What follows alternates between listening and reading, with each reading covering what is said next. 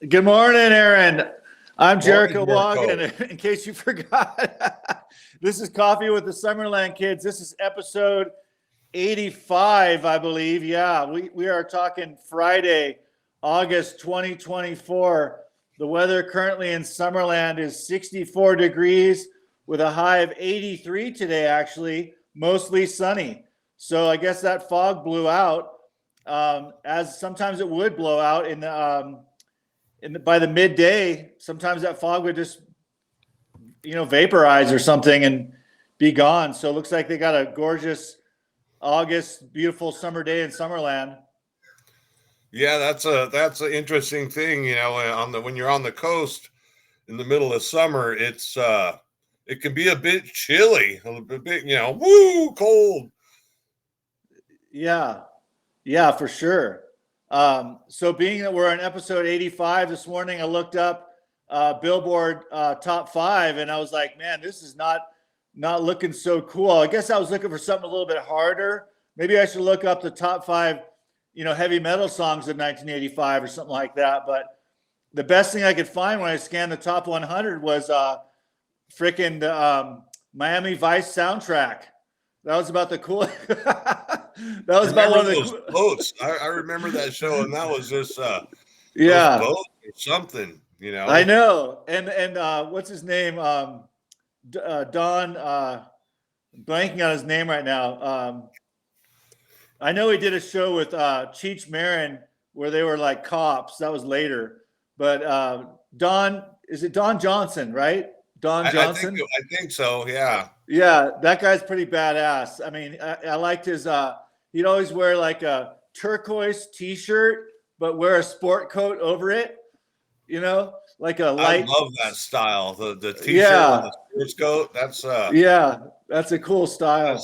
That's a cool, comfortable style. Yeah, so it kind of looks like he's just like dressed for anything because he got a sport coat on, so they'll let him in the club or something. And then I think his buddy's name wasn't Sprocket. I can't remember his buddy's name. He had a sidekick in that show. I should watch that show. But yeah, that was classic because those were the days in the 80s. It was like the carryover from the late 70s of the in Miami especially was like the I'm not sure when the movie Scarface was supposed to take place, but it had to have been around that same time when the drug smuggling situation for fueling America's discotheques with cocaine was Yeah. that was the game. Yeah, that was back in the day, right? So, I mean, Miami was having more fun than LA, or at least in terms of like a hot ticket, hot zone. Have you ever been to Florida? I've been to Florida once. I have not been to Florida. Where have I been? I guess the closest thing to like that type of vibe, we drove down to Cabo. So and I also went to Zihuatanejo, went down to mainland Mexico to Zihuatanejo, which is near Ixtapa. And that was pretty cool. That location was the story behind the resort I stayed at was the guy searched the world for the most like safe, protected, like sanctuary type beach vibe, like a paradise beach vibe. And then he built his little resort right on the beach there.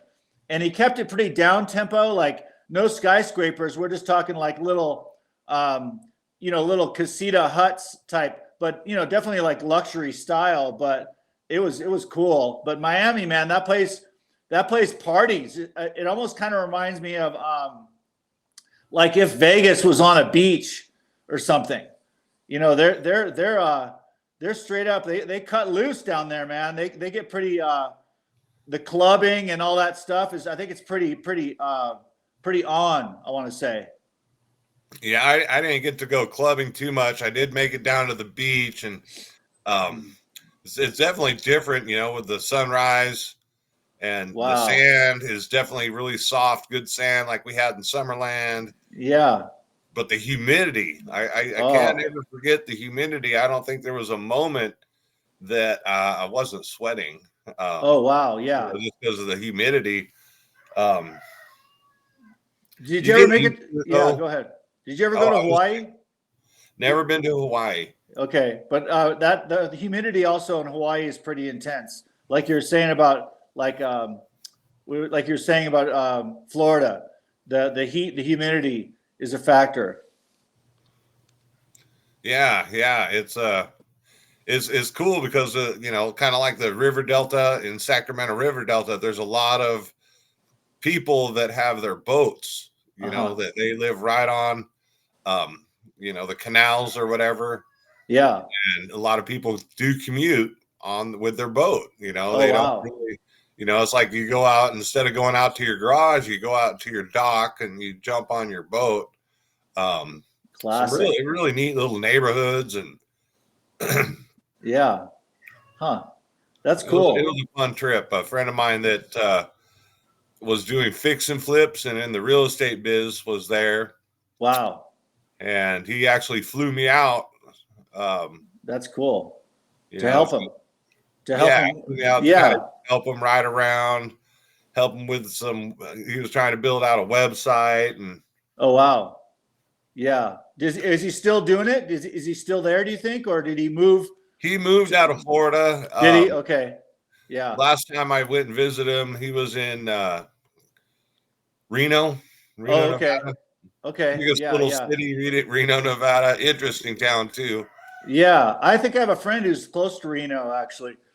Maybe he's on the outskirts because his mom, they sold out of a place in California somewhere and then they bought out there. And I think their money went farther in Reno than it did in California. Because that's Nevada, right? Yeah, That's Reno, Nevada. yep, yeah. So that's cool. Yeah, my mom did in like the early 80s, I think in 1985, actually, 85, 86. She was over on Oahu, in Hawaii, maybe like 30 minutes from Waikiki or something like that. And she lived in a little place called Eva Beach. And she had a little little beach house. And I imagine back then the rent might have been like 900 a month or 800 a month or something like that. I mean, that might have been like kind of spendy, but I mean, I guess if back then, I feel like the labor rates were like the construction guys probably pulled $100 a day at least. And maybe that was just the labor wage or something. So, you could afford that. I think my mom and her boyfriend probably split the rent and had a cool little beach house, and they had a reef out beyond the shoreline that kind of blocked the waves a little bit, but the waves were still rideable to surf, even though it was sort of blocked a little bit. So that was fun for me as like a 15-year-old kid to be over there and be out of California, but yet still be in my element, the beach scene. Yeah, yeah. You still get out and surf every now and then? I guess it's been a while you've been up in Yeah, Colorado. been up here. Yeah, I did. Before I came up here in 2020, I did get. I had a friend of mine. I put it out there on Facebook. Hey, does anyone have a surfboard? I need a board. So one of my buddies, gave me a board, and I was able to actually, because I went up to Santa Barbara right before I came here, and jumped right in, and Ledbetter. I love Ledbetter, and I did have a time in like I think 2018, around that time when I was actually living in Santa Barbara in Montecito, and like kind of like temporarily I was living on a job site where I had a bedroom in the house and all that, but I was able to have a pretty chill work schedule where I could go to the beach after work every day, and also sometimes I go paddle in the morning right out front of in Montecito. So that was Nice. pretty cool. Now, Yeah. have you ever been on one of them artificial wave machines, one of them wave pools? Or No, I haven't, but they look amazing. I know like Kelly Slater has built one and designed it, and puts his name on it because he's such a world-class winning surfer guy. He's got that clout to where people will put his name on something, and he'll of course try to build it to the specifications that he wants or something. And there might actually be one closer to you than me. I don't know where they are really. I want to say there's got to be something in California, but it's like somewhere where maybe there was a lake or a body of water to work with or something. I'm not exactly sure how they pulled that off. I've seen some videos of that, and yeah.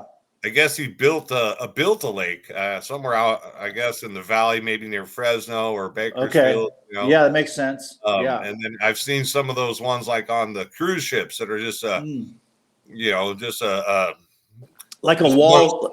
Yeah. Yeah. What I know. about like the rivers? You ever seen where they like I have. the rivers are coming in and they got those river waves coming in? You ever done one of those? No, I haven't. But we used to. One of my dad's buddies used to have a little Zodiac, one of those inflatable boats, but with a decent little motor on it, and we would drop it into, I believe, the Colorado River or a big river, and we would put a rope and essentially tow each other with a surfboard, just so they call it freeboarding. I think it's kind of before wakeboarding became a thing, So you just have your surfboard. Now, what about them wake surfers where they, they run the boat where the wake is an actual wave that people ride? You ever seen those ones? Yeah, I did. I think I may have wakeboarded a couple times. It's actually a lot harder than it seems because getting up, like water skiing, I never was successful at that. It's a little trick, man, to get up on a there's a lot of force going on because the boat's pulling you up and the water's holding you down a little bit, and the force of the water against your chest. But somehow they managed to, like, I guess you just got to lock in a certain way of getting up, which is kind of challenging. When I was younger, a teenager, did a little bit of wakeboarding. And it's definitely got to have some upper body strength, to be able to grip and pull your whole weight up against the water. Yeah. But once you get up, it's pretty cool.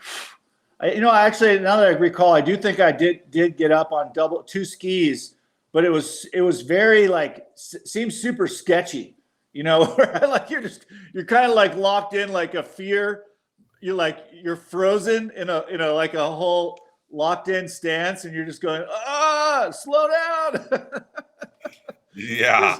Because the wipeouts can be pretty gnarly, like. I think we talked about that one old Howard Cosell ABC.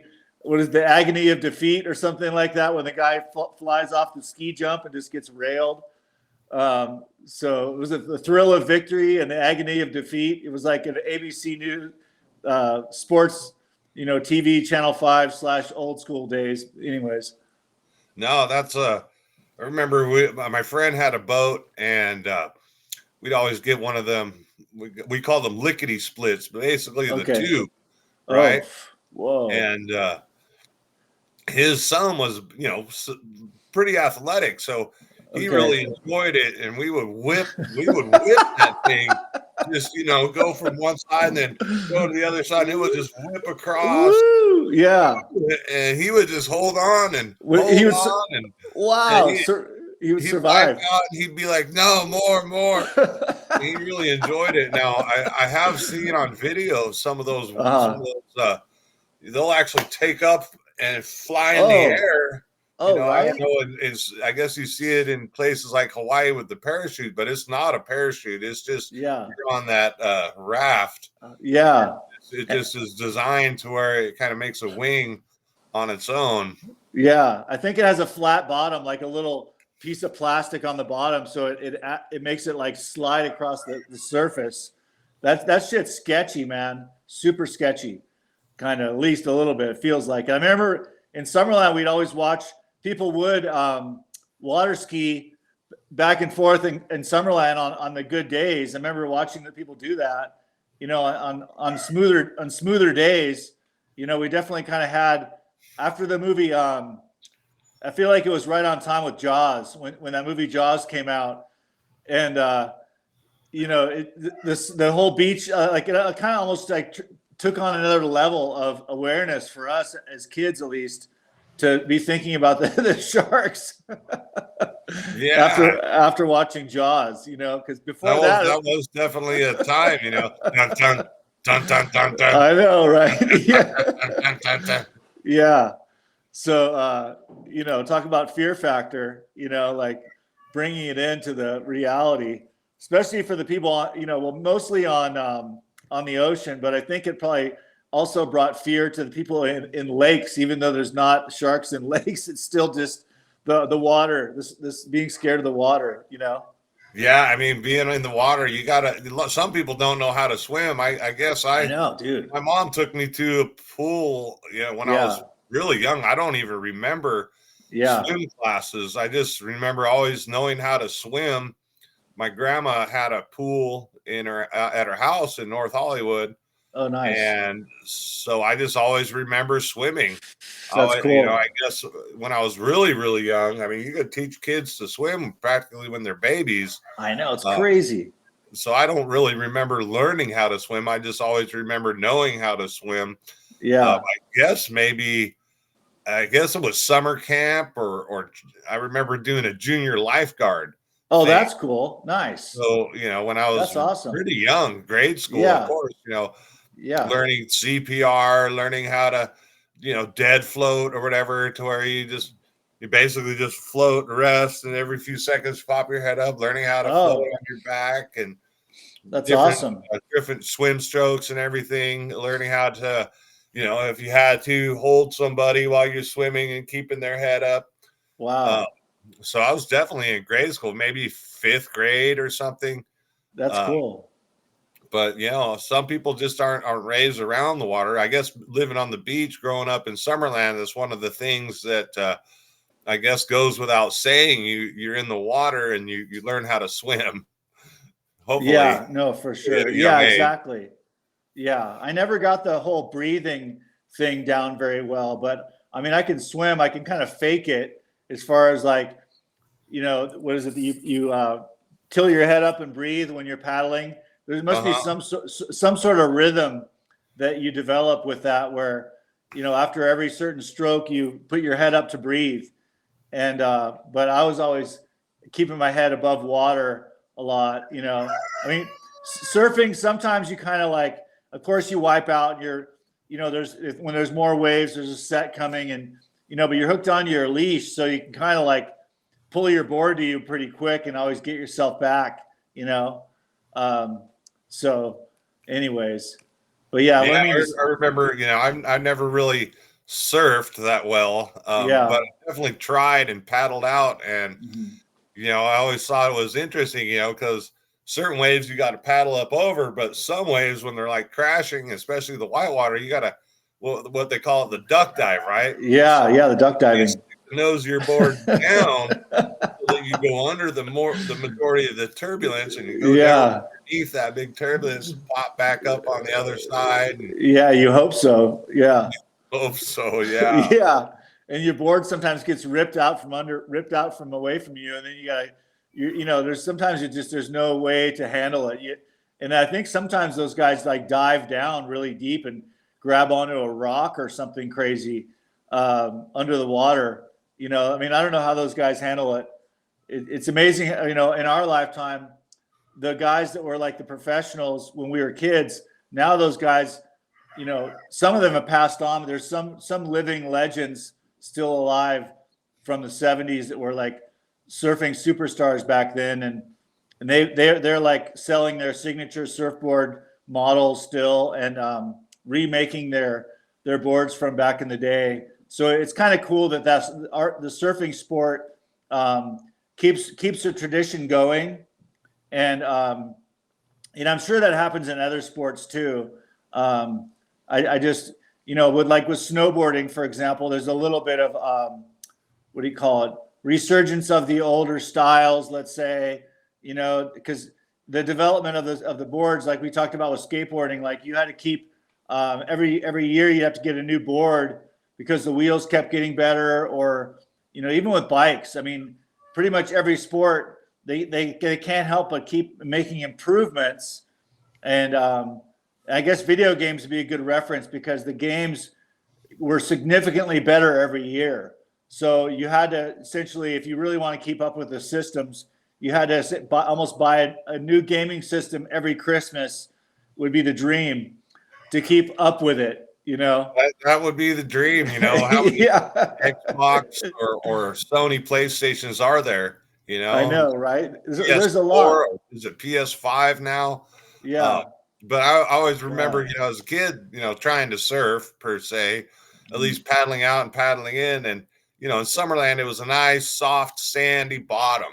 So if you wiped Yeah. out, Oh, if you got pushed down to the bottom, you just hit sand. But where some of those surf spots are, you yeah. know, there's rocky reefs. I I always thought know. Yeah, it was just dude. like crazy ballsy.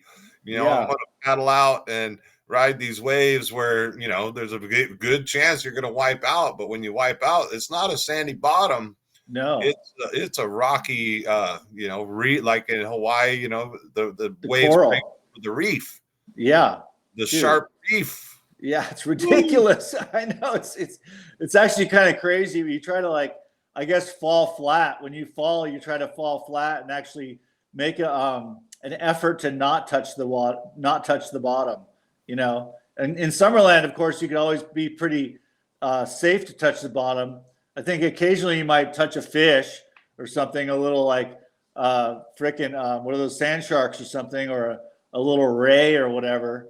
Hopefully not get stung. I did see. I think one guy actually got stung by some sort of. I'm not sure. It must have been like a little stingray or something. He got stung in the foot, so I think it was actually kind of bleeding, and he was hobbling along. I think I helped him with his board to get him up to his car.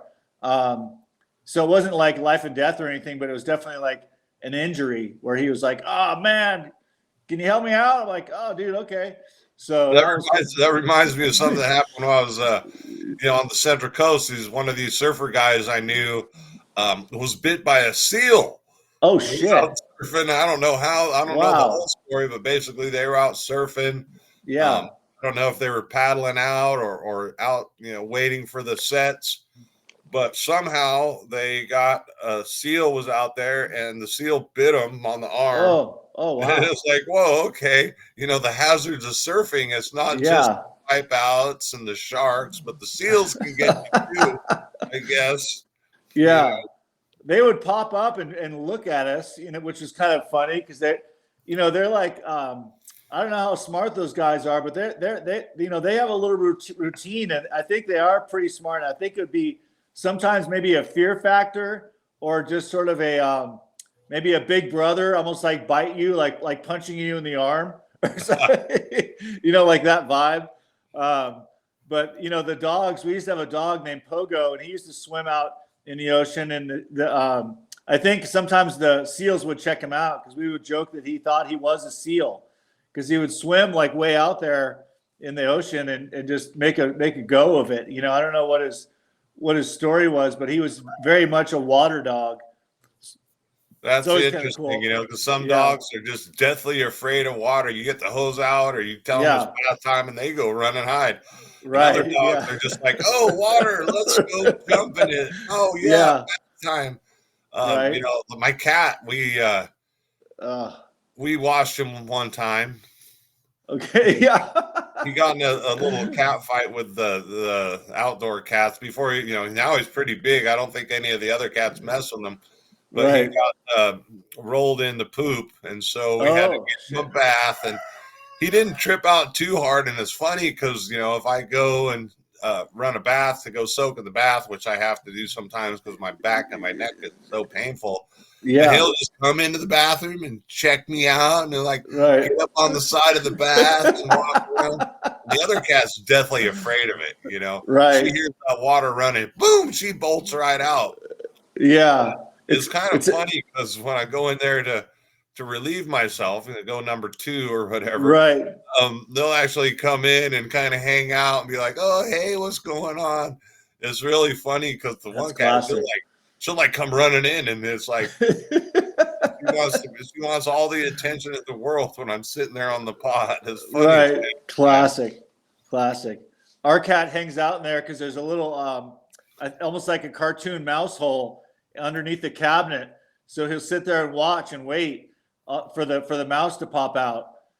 So one night they did catch a couple, just little tiny little like country mouse, house mouse, super tiny mice that are around here. I mean, we probably have. There's got to be like 40 plus little chipmunks right now, which is crazy. It's almost like they're freaking pigeons outside in the morning. They get the chipmunks come out before the squirrels. They're like early risers, I guess, the young ones.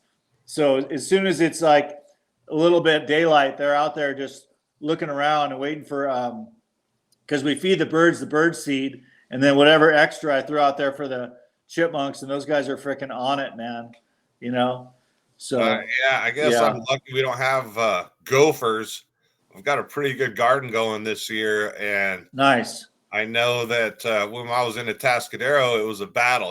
We'd have to battle the gophers. We'd find their holes and smoke them out with the smoke bombs, or set little traps, or put out the poison or whatnot, because they'd always seem to get into the garden and try and get stuff. But around here, I guess the soil's a little bit too clay filled, too many big rocks and gravel, so they're not like all over the place or anything like they were there in San Luis County. Yeah, the squirrels do some digging up here because we have some outdoor planter boxes, at least one at least, and then if I have a pot of soil that's just by itself, they'll jump right in there and dig. And I think they did. Surprisingly, the sunflower seed that we buy for the for the birds and stuff, the seed will sprout, and it's sprouted a couple sunflowers. And then I uncovered one day. I'm like, all right, let's just let it grow. And then that same day, the freaking squirrels got a hold of it and chewed the hell out of the whole thing. It's almost like they chewed on it like it's celery. They just macked down that whole sunflower like it was edible.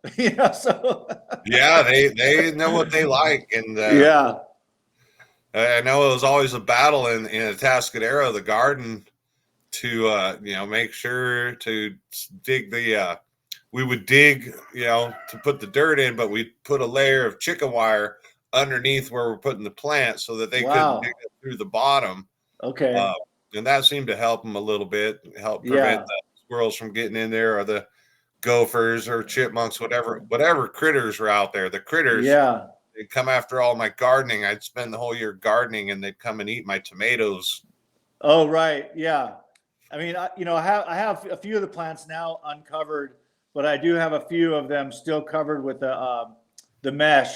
Just, I can take it off now, but thankfully they don't like the squirrels and the chipmunks, yada yada. They know what they like, and I think they're used to the native plants, because they're surviving off the land by themselves. But the human element, it's almost like we're just like not junk food providers, but like frickin' seed providers. Easy food around the humans, I guess. Bears. The bears will get into the garbage cans, like at Yosemite, or different parks, where there are bears. And it makes sense. The raccoons and everything. It's like the human, throws out what we call scrap, but that's a good, still a healthy, nutritious part of the vegetable. So rather than going to hunt or going, to find the wild stuff, it's like an easy meal. Just not the garbage can. What was that Yogi Bear going for the picnic basket? That was always the classic. My mom the other day, they wouldn't eat the cherries with the pits in them, but she got a hammer and she crushed the cherries, and then they were all over it because they didn't really realize the cherry, there was something good inside. So, but after she crushed the cherries, all the chipmunks and squirrels got into that and ate it all. So. Oh wow, I guess some fruits like cherries, their pits, might have some poisonousness. Right. Yeah. I have no idea. So, but anyways, their preferences of stuff they like better and stuff they don't like so much. Things that right. That's all there is. Yeah. When I open the fridge, Yeah, right. They like watermelon. The chipmunks and squirrels like watermelon. Surprisingly, they'll take a little piece of watermelon and chew it just like a person. It's freaking classic. Yeah, man. That's cool, man. That's summertime. The animals are out. Not so much in winter. I mean, in wintertime, God, what do we see? Occasionally, like some elk or a deer will cruise by in the wintertime, but wintertimes, they do migrate down valley, I guess, probably into New Mexico from where we're at, more to the desert atmosphere to get out of that deep snow. So yeah. anyways, well, cheers to the weekend, man. Friday, casual Hey, Friday. awesome. Yeah, you have a good Monday, weekend. all See over you the Monday, week, man. like Sounds chit-chatting. good. Yeah, sounds good, man. Have a good weekend.